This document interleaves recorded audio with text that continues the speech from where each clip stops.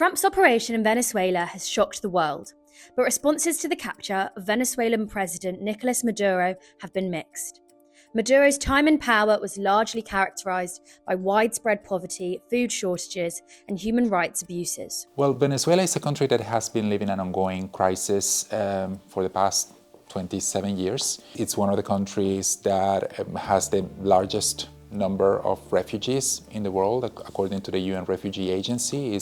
You could summarize Maduro regime in 3 words by saying that it was an oppressive, certainly non-democratic, and difficult regime for the country. Since 2014, nearly a third of the population has left the country, with around 21,000 settling in the UK. Since the capture of Maduro, Venezuelans have been uncertain about who's going to come to power next. Celebrations in the country have been muted, but not necessarily because people aren't happy.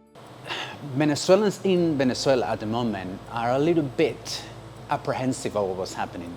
There is a sense of relief that Maduro is gone, but the rest of the regime and the heads of different institutions in the country are still there, and they're still ruling the country. There's a lot of uncertainty around what's happening in this transition phase. When I talk to friends, when I look at my WhatsApp groups, there's absolute silence. No one is able to say anything, because if you say something against the regime, or if you express support for the American move, or if you express support for the freedom and the change of regime, then you might actually be taken into prison. Outside Downing Street on Monday, several left-wing and anti-war coalition groups gathered in protest of Donald Trump's latest move.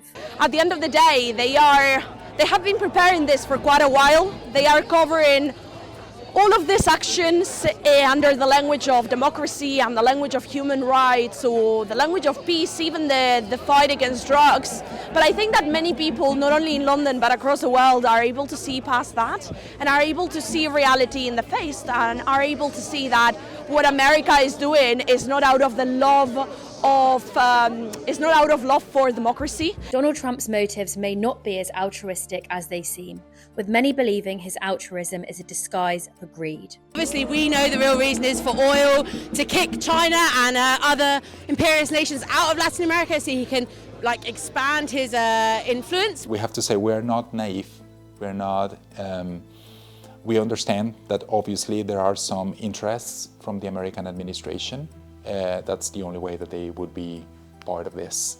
But for us Venezuelans, it's like the first time that we feel that our voices are being heard, and that we are feeling that we are receiving the international support that we need. While we appreciate that the way how Maduro was captured was probably not within the international legal framework, and we wish it would have happened in a completely different way, we cannot hide the fact that we are happy that has been removed from power.